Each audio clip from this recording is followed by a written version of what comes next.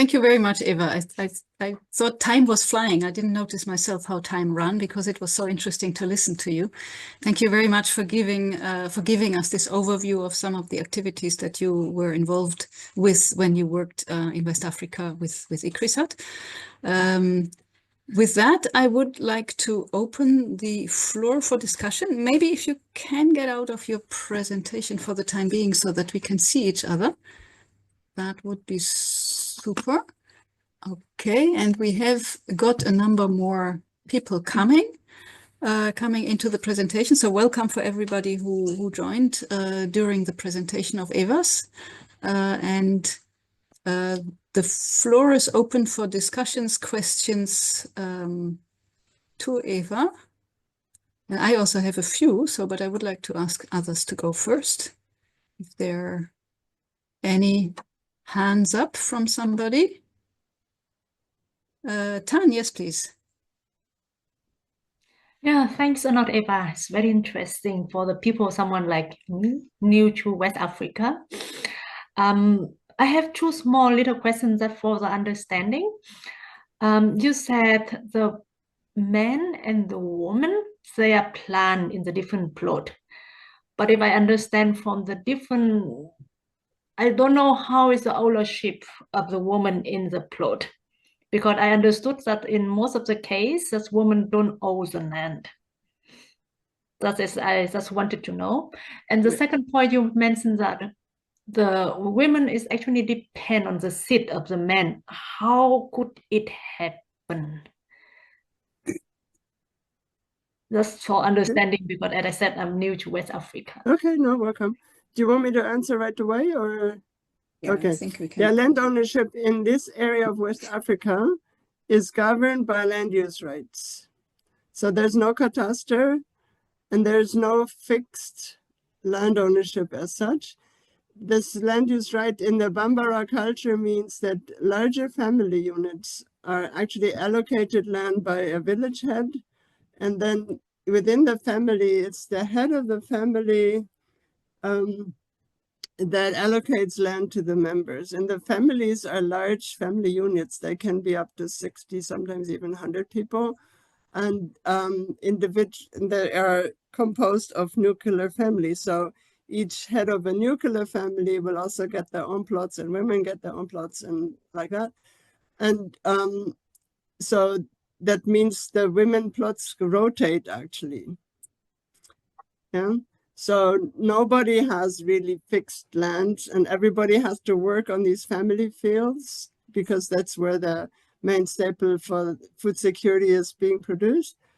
And so that's why you don't have, women have not their own land. Yeah? And so it depends really on the relationships in the family, whether they keep the same plot for longer or shorter and what they can do with it or not.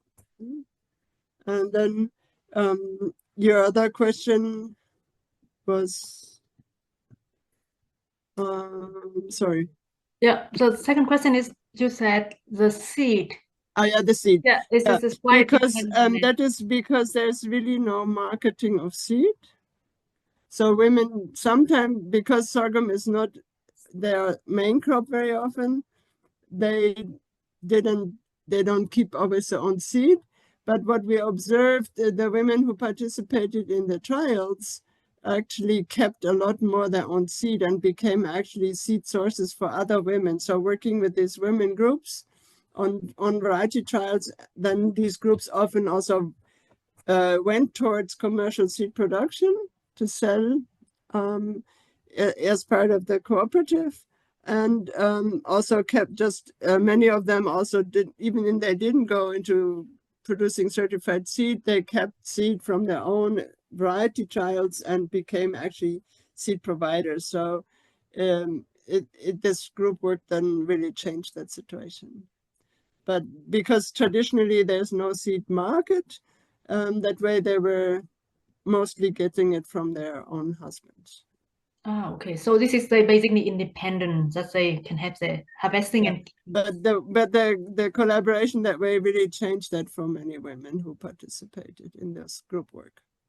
Okay, thanks. Okay. Before I take Tina and then Kwame, just a quick question to follow on that one. Eva, you said in the beginning that the farmers would consume 90% of the harvest, of the sorghum harvest. And I was wondering what happens to the rest 10%. Is that post-harvest losses, or is that the seed that they keep for next year? Well, they have to keep seed. So that's one thing. And there are some losses, and there's always some people who sell some, and especially women sell something. I didn't go into detail for that. We did a special study on what women do with their sorghum, and almost all women sell some of their sorghum because it's something that you can always sell. You always find easily buyers. And when they need to buy like salt or oil or something for the kitchen, because women are responsible to provide those other ingredients for the meal. Okay, so they sell, and then they get, for the next season, they get it back from their husbands, basically. Yeah, the seed. That's a clever system. Cool. Okay, thank you. So Tina, Kwame, and then Johannes next. Okay. Yeah, thanks a lot, Eva. You covered so many topics in such a short time. I focus now on one question. I was really struck by the phosphorus, the lack of phosphorus on female managed plots. And I was actually wondering, how much do you know from your experience how common that is in neighboring countries within West Africa? So can we say it's a general feature? Because I know it's commonly said that female plots are less fertile usually, but then it seemed like a main phosphorus problem. So is it widespread? Can we generalize, or is it actually somewhere where we need more research, where we could address maybe new projects or even in running projects the phosphorus level? And maybe start with that. I mean, I would say it would definitely be very useful to do more research on the fields to actually get more numbers, because not many people have those numbers related to gender differentiated plot management. But what is clear, the whole of West Africa has a huge problem with phosphorus availability because the soils are very old. So they're weathered soils. There is phosphorus in those soils, but it's not plant available easily. It's an issue of availability of phosphorus from those soils, which can be changed. One way, of course, is to increase the organic matter, and that way you have more microorganisms that can also contribute to making it somewhat available. But as you also know, those soils, and the way that intensified farming is teaching people to manage soils, reduces actually organic matter substantially. So there's very little learning so far on how to actually improve organic matter in these soils, or very little research happening in this direction. Why do women's soil fields are worse? Because, and I think that is probably also general practice, but it's probably worth researching. In these communities where we worked, and that is across Bambara culture, women don't have access to the family manure pile. The family manure goes to men's fields. And we kind of said it's really kind of paradoxical, because a lot of the goats are owned by women, but the women don't have access to the shit of their own goats. So, and I think that is also something that maybe gender people know, or anthropologists, but it is not widespread knowledge. And I haven't seen much data about that from other West African countries, and even we don't have a whole lot of data, but to the farmers, this was totally normal. That's just the way it is. So it may be worthwhile to at least check, but I suspect that Northern Ghana is not a whole lot different. The only difference may be that population densities are higher, and that way the issues are even worse. Yeah, I think the manure was the same issue what we found. Animal manure goes to the male plot and not to the women, so I guess it's similar. Very interesting.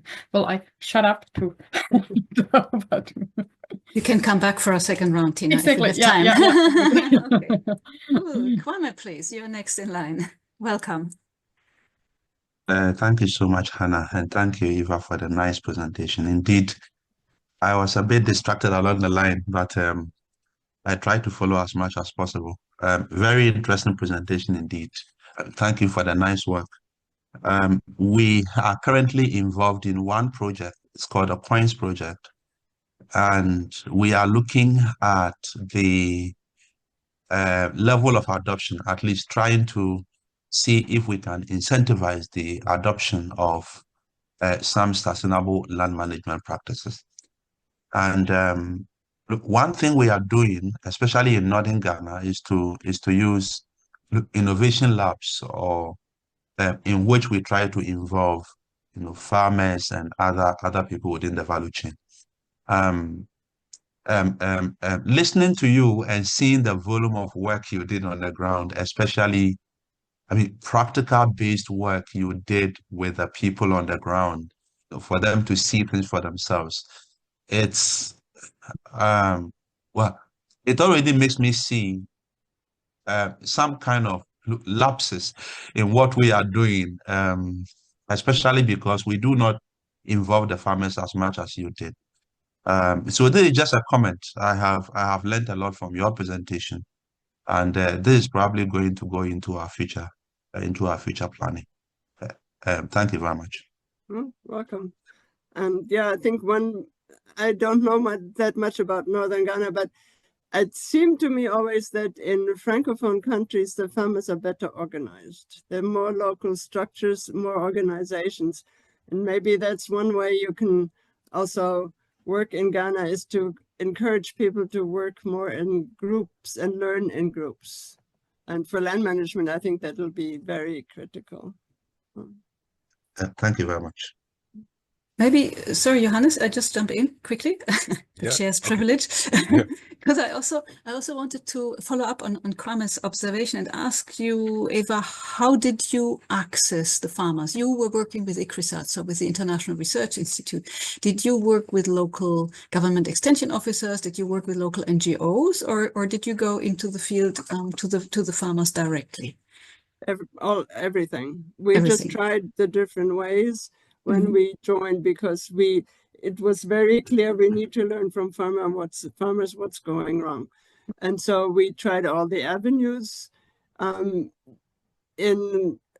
98, when we joined, was the structural adjustment had hit hard. So extension agents were very few and far between. There were some NGOs, but not doing a whole lot on agriculture. And so we actually also worked in many cases directly with farm organizations. So we try to avoid working with individual farmers. It's really try to work either NGOs or farm organizations who had a local base, so that we can establish the trials and have, because single individual trial doesn't tell anybody very much. You need to have this numbers of trials and then be able to evaluate across.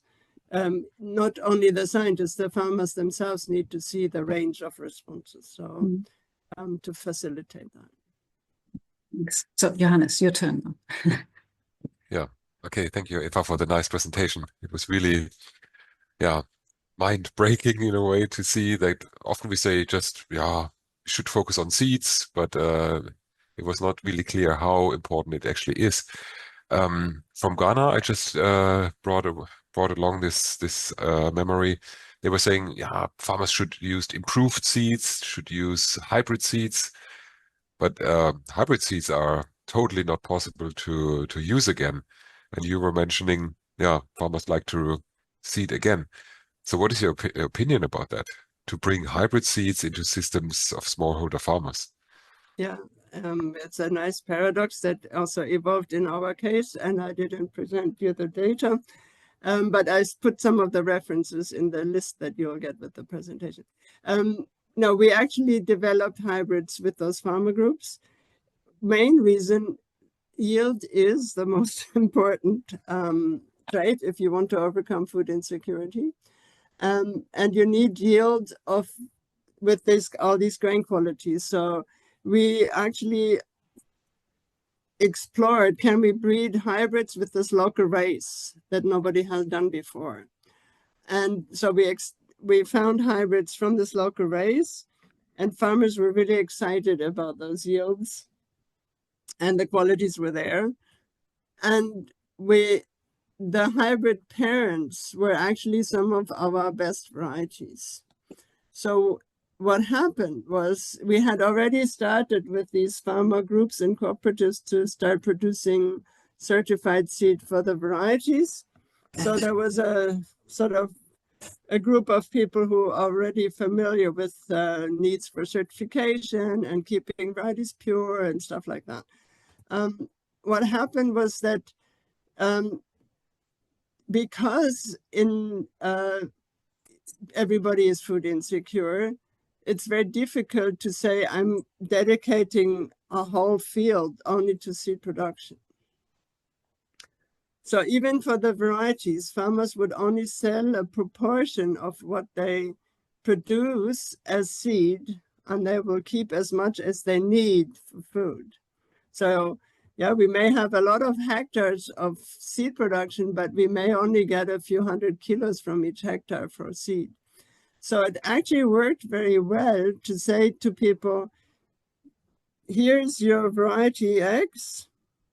If you want to produce seed, you may actually plant this female parent in between.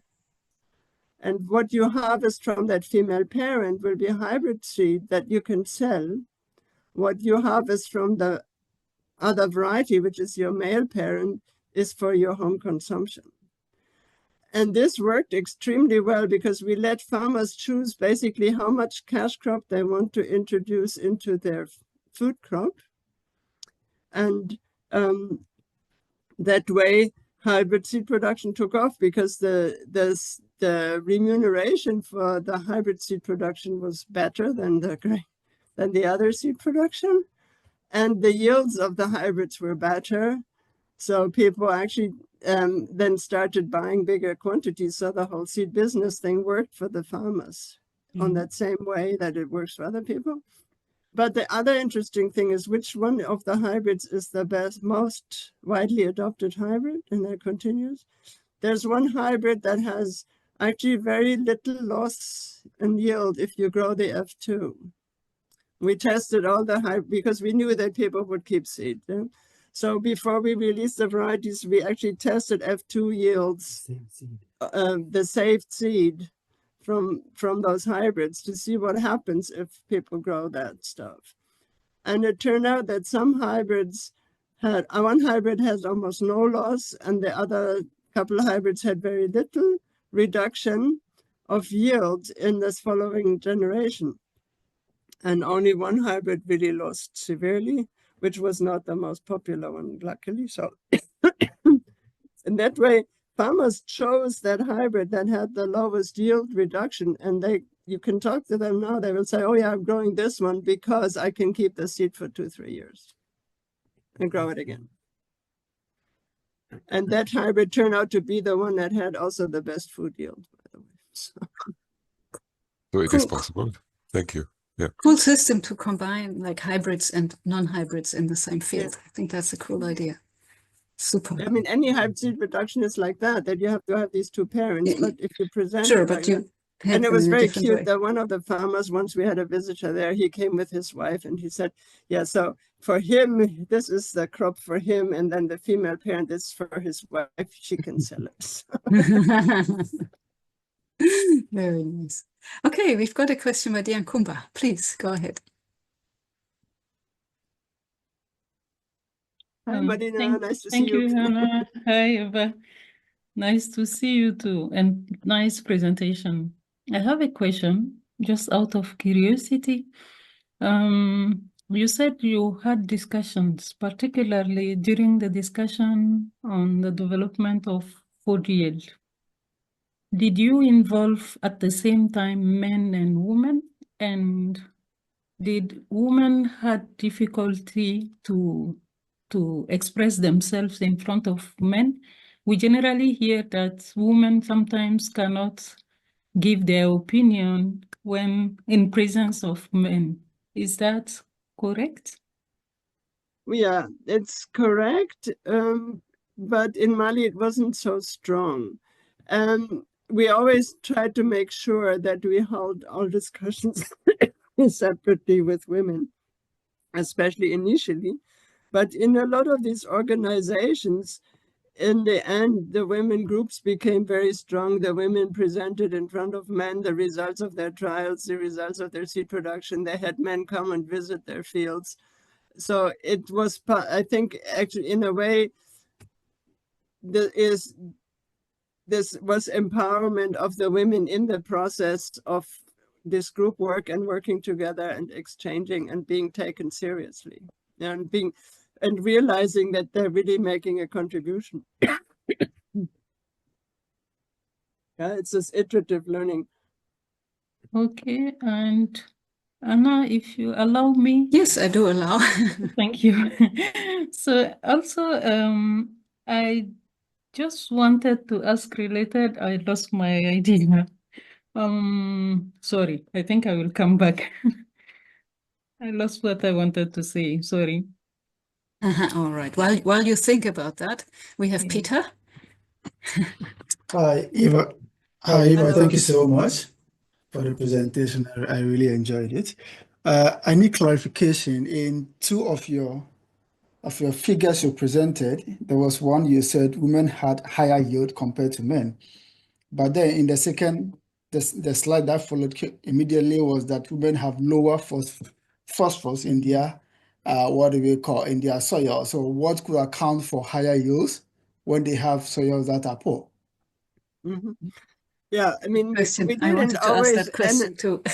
we didn't analyze phosphorus in all and every trials. Okay, so those phosphorus data come from some of the very first trials we did with women in their own fields fairly early on, whereas the results of the yield trials are from later years. So what I'm thinking is may have happened is one thing was clear, that the women took these trials absolutely seriously. So they managed the crops very well. And whereas some of the men, because may not have taken those kinds of trials so seriously. Yeah. So I kind of think it's mostly due to that. But it may also just been that they, in that year, or more people chose worse fields. Because it's one thing we also observe is that very often people, especially people who were new to the trials or were doing trials for the first time, which was often the ones with those only 3 or 5 entries, that they were not sure what they were getting. Yeah, they didn't trust that they were going to get anything useful. So they put the trial in a bad field. Which for us actually is really useful to get the trial in the bad field, because to get a really poor field in the research station is very difficult. So we learned a lot more from the poor fields and performance in these low productivity fields than from the high productivity fields. Does Okay, then sense? all right. So I then a cannot follow-up. explain every yield result because we could not afford to take so many soil samples. All right, then a follow-up question. This is not a question, but I don't know if you would also make the same conclusion. That is frequently or often reported that women's farms are poor. They have poor soil fertility, and therefore they are not able to make enough yields. But if from your research, you've seen that even in poor yields, women are still able to make poor soils, women are still able to make good yields. Should we continue to make that assumption and narrative that women across many African settings have poor soils or poor soils which do not support their agricultural activities? Yeah, I mean, the women can only work with what they have, yeah, and what they have access to. And so especially I feel like in the cases when we are interacting and they finally get somebody to interact with, then they do it seriously. And so, and it's the other thing is that it shows that you can find like varieties or technologies that are specifically advantageous to those poor conditions. Yeah, if you remember the slope of the varieties for sorghum, for phosphorus, for production under phosphorus conditions, if you can give the women those varieties that do well under low P, they'll grow them and they'll get better yields. Yeah. Thank you so much. And that's what happened. Yeah. And actually, interestingly, those varieties turn out to be better for iron availability too.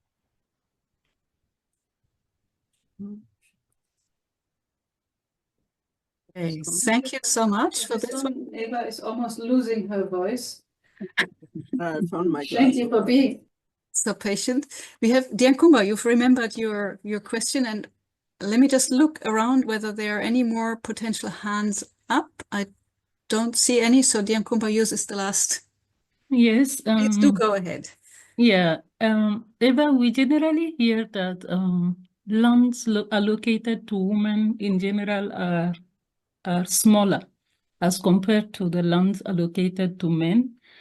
And in areas where men mainly grow maize, you said that women sometimes grow sorghum. Do you think that in that small land, I guess they grow, I don't guess you said it, they grow for home consumption. Do you think that those small land are enough to feed the household? Actually, the food security crop is from the family fields. And I think it's good to think about there are men's fields and there's family fields. The family fields are the ones that are usually the big fields, because they are providing the food security for the whole big family, for the unité de production. So, and everybody has to contribute labor. Yeah, so it's really everybody's crop, but it's managed by the head of the family, or usually head of travaux, the labor manager. And then every other individual in the family gets their own field. So also the younger men have their own fields that are also, I think, not very much bigger. But I have that one, I don't know for sure. It's just that I think even in that hierarchy, women are the last ones to get allocated the fields, and they get often the poorer fields. And one thing I didn't mention earlier, one reason why women yields can be lower is that very often women are also the last in line to get the equipment for plowing or sowing or any of the field operations, the larger ones, so that they often sow their fields much later because they don't have access to the plowing equipment any earlier. But if in cases where the women's crop really is important for family income, like for example, groundnuts in the CB area, in the Mande area of Mali, when they can sell the early harvest of groundnuts really well, the groundnut crop was the first one to be planted, the women's groundnut, and those yields were good. Yeah. So it's really the whole farm is trying to optimize the overall production of everything. You know? That's a real Yeah, that way farm enterprise. This whole economic analysis of single crops and blah, blah, blah often doesn't work in this context. Yeah. Okay, thank you. Thank you. So this is a real farm enterprise that you have with many different facets there.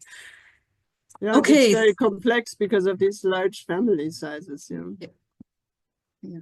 Yeah, so all right. Thank you so much, Eva, for giving us this insight. Thank you for everybody who stayed on. You could see that some people were really staying until the last moment when they had to go into other meetings to rush off. Several have said that they may have follow-up questions, which I'm very happy to forward to you if you. Of course. Sure. So anybody can either contact Eva directly or channel questions Sure. via myself if you wish to continue that. And Very there will be a list of references at the end of the presentation, and there can be other. Please don't hesitate. There's plenty more that we can circulate, and I can send those to you, no problem.